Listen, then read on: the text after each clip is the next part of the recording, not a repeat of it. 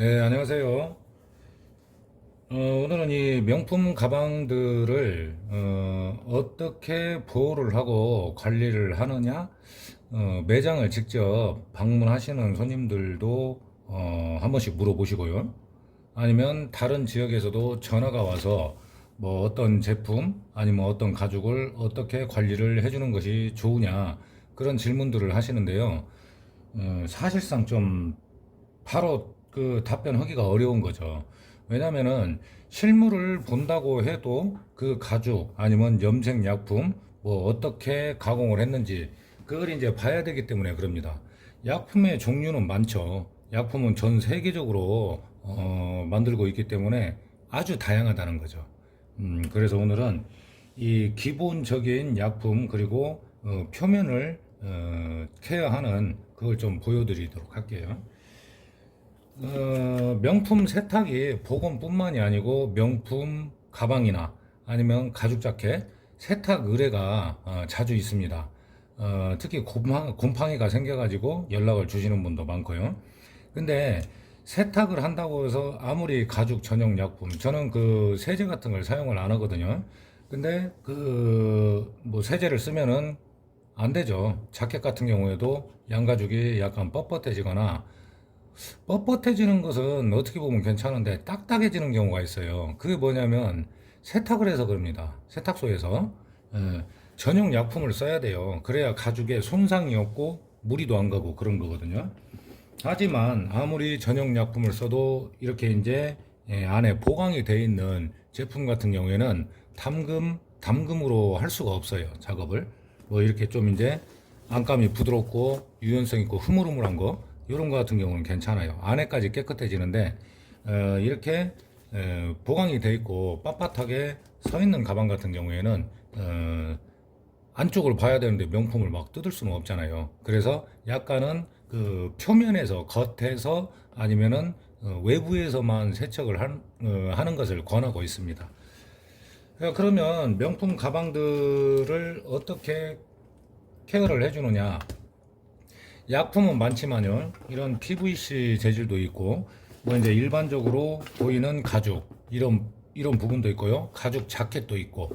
근데 자켓도 조금 가격대가 있는 걸 구입을 하셔가지고 관리를 한다고 뭔가를 사서 발랐어요. 근데 오히려 그게 얼룩이 생기고 막 이렇게 플라스틱까지 딱딱해지고 그런 식으로 그 정도로 딱딱해져 가지고 저한테 그 복원을 보내시는 분들이 있습니다. 그래서 약품의 선택이 어렵다는 거죠.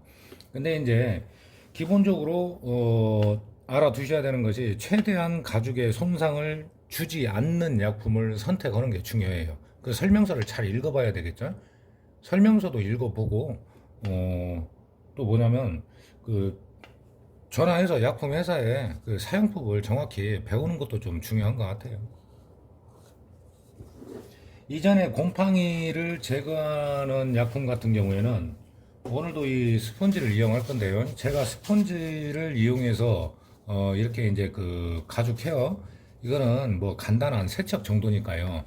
세척만 해달라는 분들도 있기 때문에 어, 겉면에 때만 빼는 거죠. 겉면에 가죽 표면에 스펀지를 이용해서 거품을 내게 되면은 가죽이 이제 손상이 없다는 거죠. 염색에도 무리가 안 가고. 뭐 세척을 뭐 클리닝 하려고 세척하려고 했는데 염색이 홀라당 벗겨지면 그건 안 되잖아요.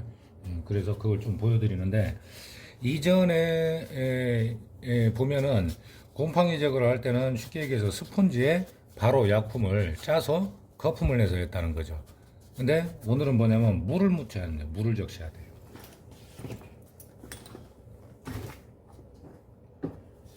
이제 많은 약품을 구입을 해서 쓰다 보면은 이 약품은 이 가죽에는 조금 무리가 가겠다.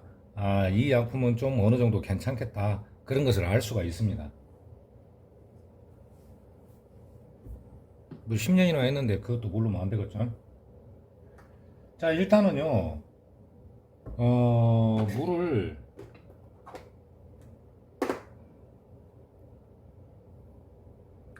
정이 넘치네 잘 보이게 해드리려고 너무 많이 물을 따른 것 같아요.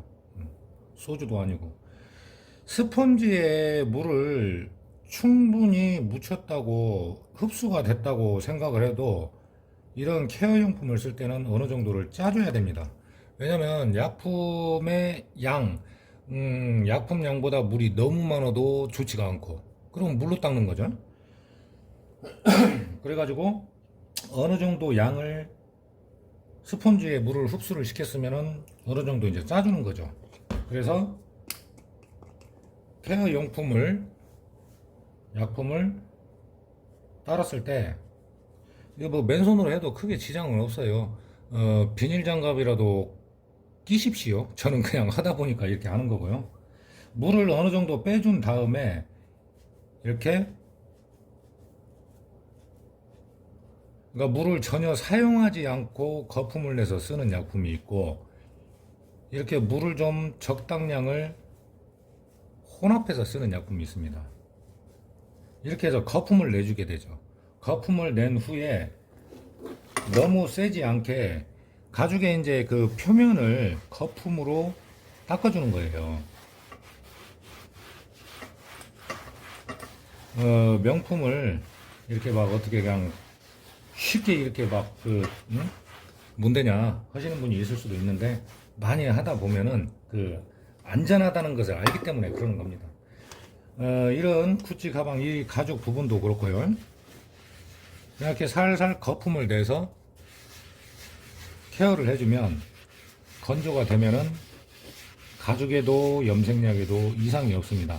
근데 제가 예전부터 말씀을 드리지만은 어떤 회사의 약품이 좋아요 어쩌요 그 말씀을 못 드리는 게 뭐냐면요, 가죽 자켓 같은 경우에도 굉장히 그 종류가 많다는 거죠.